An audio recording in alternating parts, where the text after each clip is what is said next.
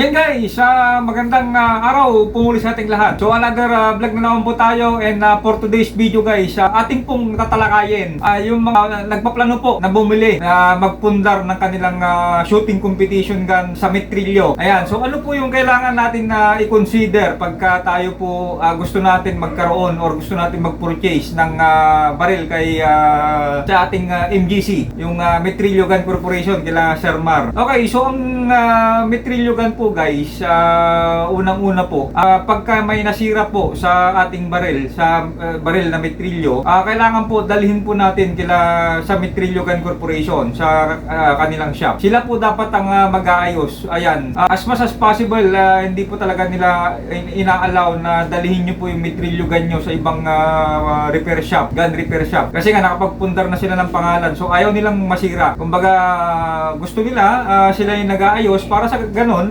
walang bulilyaso na mangyayari, garantisado, kasi alam naman natin na nakilala na po ang Metrillo. So ang ina-avoid po nila doon ay yung masira po yung pangalan nila. Siyempre, of course, pagka yung baril nila na dinala natin sa ibang repair shop at hindi naman pulido yung pagkagawa, baka mamaya pagka pinanlaro natin sa competition, nagkabuli-bulilyaso, nagkakaroon ng malfunction. So kitang-kita naman na yung baril na yun ay kumbaga sa shooting competition, alam mo na agad kung Metrillo ganyan. Ayan, so ayun po yung ina-avoid nila. So yun po yung isang kino-consider natin, lahat po ng mga kailangan natin ipagawa. Ako mismo guys, yung aking unit, nasira lang yung aking rear sight. Ayan, so dinala ko po sa kanila. Sila po ang nag-provide lahat ng mga kailangan na palitan na mga pesa, kasi approachable naman sila Sir Mar. Ayan, so yun po yung kailangan natin na isipin. At as much as possible, hindi rin po nila pinapakulikot yung kanilang baril. Pagka nag-malfunction, may nakita tayong diferensya, automatic dalhin po natin sa kanila. Ayan, so kadalasan po kasi yung mga ibang shooter, katulad ako nung nag-uumpisa ako, bago ako mag-Metrillo gun, makulikot din po ako. So kinukulikot ko po yung baril. Syempre ako, hindi naman ako gunsmith, hindi naman ako kumbaga pinag-i-experimentohan ko lang po yung baril.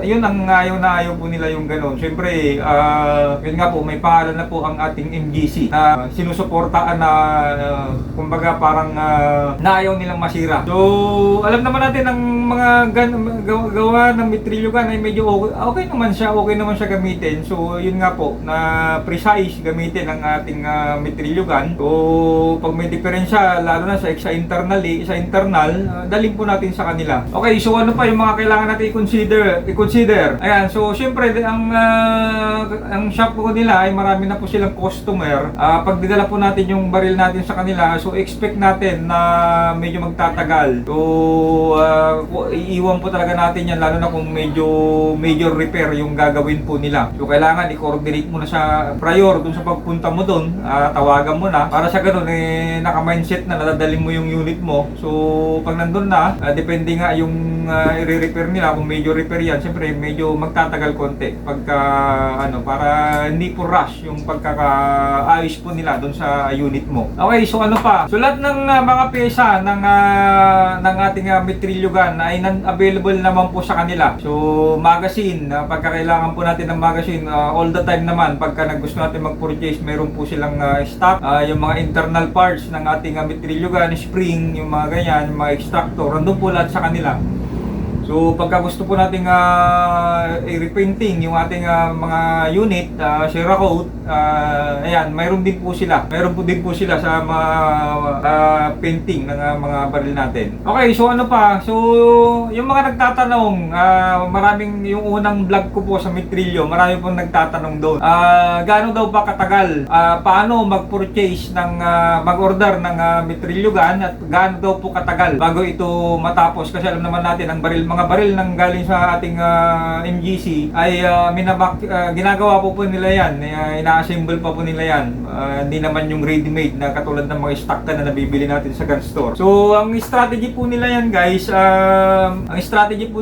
pagka gusto natin mag-order ng mga baril, mag-proceed lang po tayo sa MGC, doon po sa shop po nila mismo. Doon po tayo mag-order ng ating baril. So ang strategy po niya na mag-down po tayo, then so although sabi nga natin na pricey but worth it yung ating MGC gun. So habang inaantay natin, habang pinoproseso po nila yan, so pwede po tayong mag-down, parang hulugan siya.